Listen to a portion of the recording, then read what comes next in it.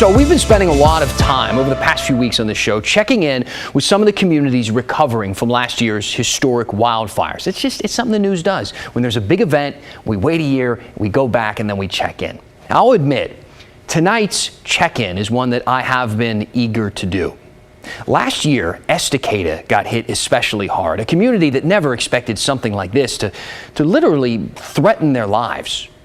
When most of the flames were out, the fire crews had pulled back. I put this on Facebook a year ago saying, I'll be in Estacada tomorrow. Let me know if you want to share your story. And I got a bunch of comments. I got hundreds of messages following this. And I remember reading through all of them. And somehow, don't ask me why, I got drawn to this one. It said, bro, come see me on my road. I'm the local iPhone news crew. I'll give you a great tour and introduce you to all the local heroes. DM me if you like. So that's what I did. And it led me to a story and to a country road that warmed the hearts of thousands. And yesterday, I went back to check in. It's almost exactly 1 year since a neighbor named Bonsai guided us down his road in Estacada that was covered in smoke and ravaged by fire. This is our spread right over here. He showed us around and shared videos of their firefight. Like 4th of July up in here. There, you can see the stacks of buckets all over the place. There's one right around the corner too. Buckets and jugs of water that we're filling up from this little pond over here. It's a tiny ass pond, just like the size of a kiddie pool. Amazing how quickly you use your bucket.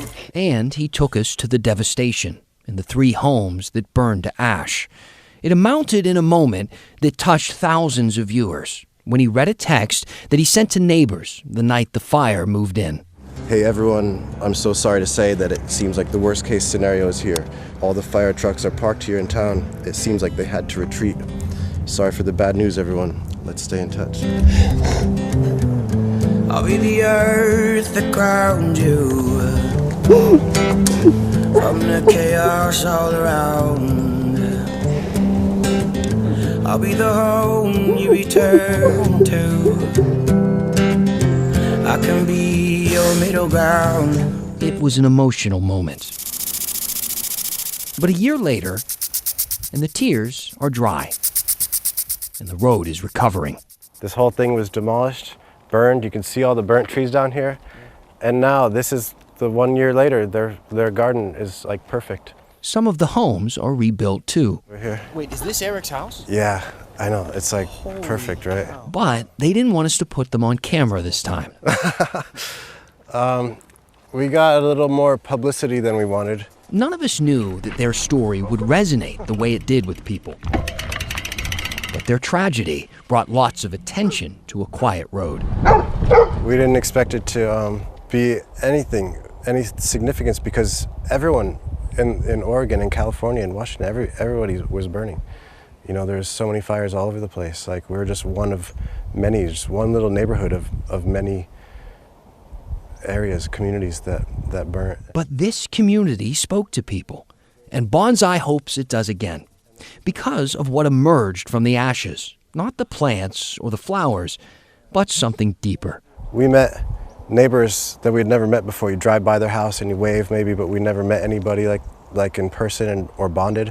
When that fire came and when you came last year, the neighborhood came out of the woodwork and bonded so much. People got to know each other, started to have each other over for dinner, exchanged little gifts from the garden or whatever.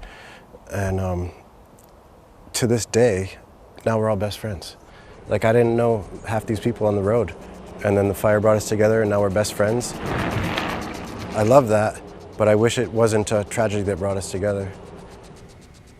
So there are a lot of people across the state that went through that are rebuilding in similar ways. Some people are still out of their homes. They're still in hotels or in temporary shelters, even a year now after these wildfires. Think about that. Last year, the governor set up the Community Rebuilding Fund in partnership with a few different charity organizations to help people and communities to recover from those fires. And they're still taking donations, and they still need the donations. This is a long-term process, longer than a year, believe me.